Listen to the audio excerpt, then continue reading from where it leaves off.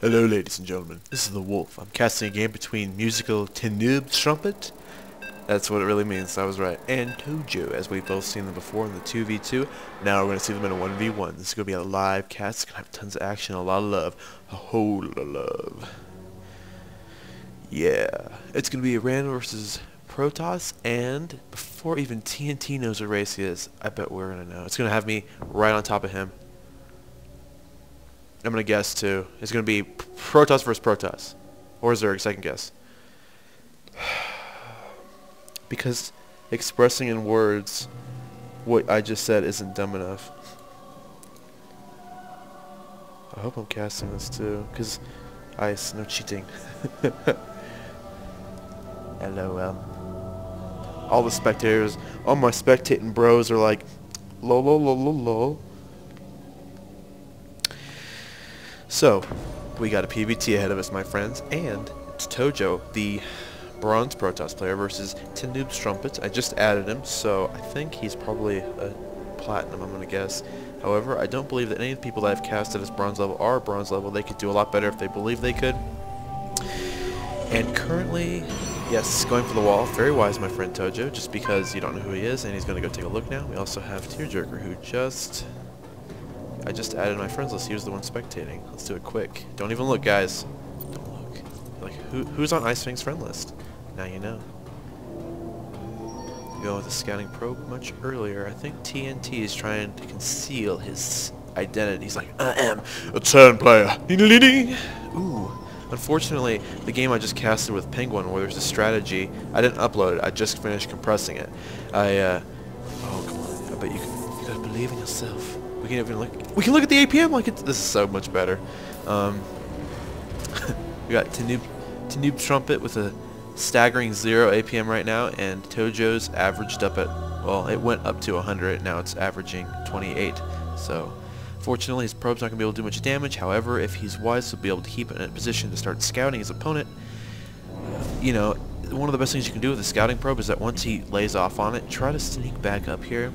Sometimes a proxy pylon is nice, but being able to re-scout at the 8-minute, that's the number that if you try to remember a number to scout, 8 minutes, my friends. Try to remember something, sacrifice at 8 minutes. Try not to sacrifice any units, but you know, you can really learn a lot around the 8-minute mark. Like my +1 charge lot attack that I'm going to upload soon, that would be an example of something you can see at the 8-minute mark.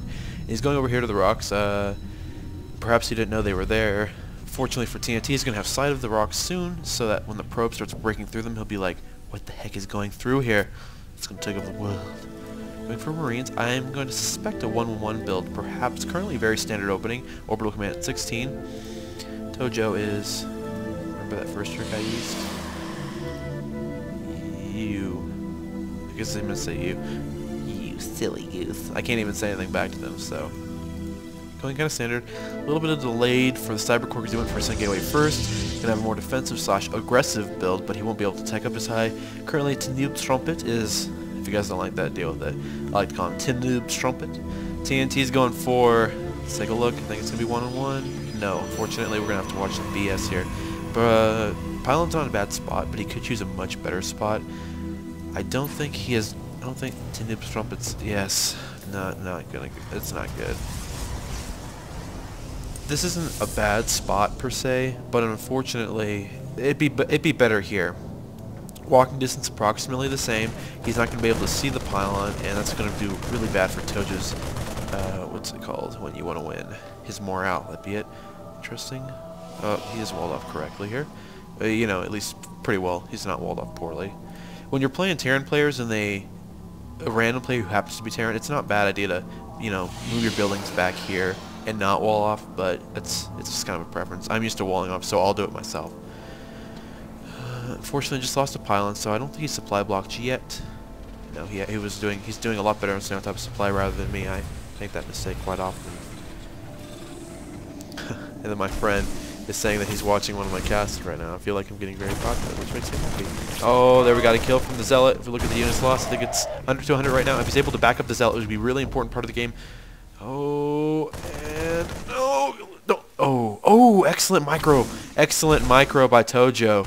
MMG. He's going for Ghost. He is going for Ghost. This is going to be really important. If he's able to do enough damage with these Zealots, he got the Marines in a corner. He's currently in the lead by 150 minerals. Sorry, I couldn't help it. I said by 150 minerals. I don't think the Ghost is going to be out in time. The Ghost could be really important, though. I think they come out with enough energy to snipe. It would be enough to kill one of these guys. Well, actually, it does hit shields, so it won't be enough to kill these, although they do bonus damage slot anyway.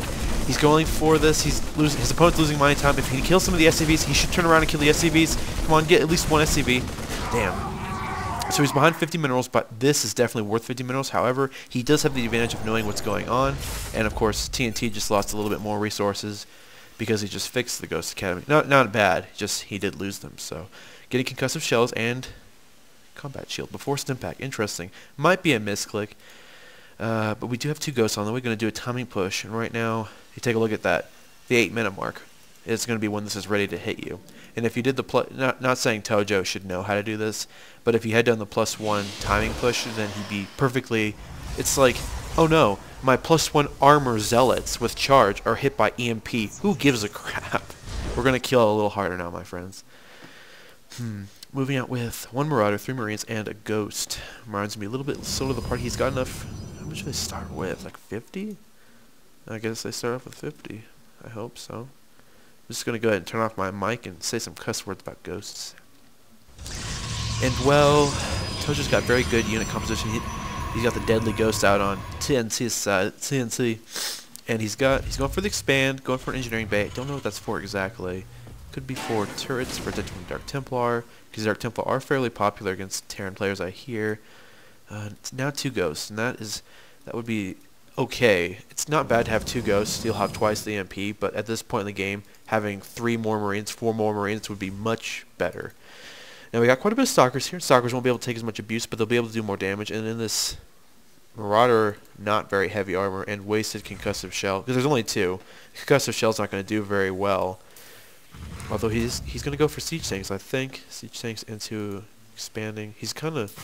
Actually, this Terran player's kind of got everything. So, unfortunately for my friend ToJo, he's going to scout that and see some very deadly crap soon. Twilight Council going down. Got a robotics too, so he might be going for charge. I think that, luckily for ToJo, he's got view of the rocks here. That's kind of an interesting crevice. I think they can shoot. You know, they can shoot that pylon, which is very bad. Maybe. And let's see. Gonna get in position first. Wants to make sure that you have all your units ready so that when you start taking out the rock or anything like that. Now, there's one big disadvantage for him attacking the pylon first, is that if ToJo had missed it, then he could have just walked on past towards the Nexus and be in a better position. However, he also was able to get 100 units hit right there, and he might be he's getting his mindset on the defensive, on the stay right here. He might go for another attack on the front, but with some good sentry micro, this could really come down to something important. Take a look at the APM real fast. It's still about 60, looks like it's about 60 for both players right now, a little higher for Noob Trumpet, 80-ish. They're about even though. Got 3 Ghosts. 9 Marines and 5 Marauders, a very deadly MMG army. ToJo's got 4, 7, and 4, so this is a pretty good army here.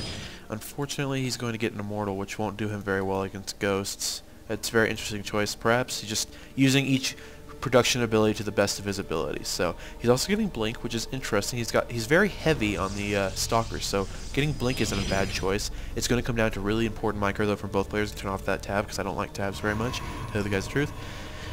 Miss macro a little bit. He's missing his 4 warp gates. He could really use another bolster of Zealots right now, or at least an expand. Let's take a quick look at the Terran player's base. He's getting +1 weapons, probably going to do a timing push with that.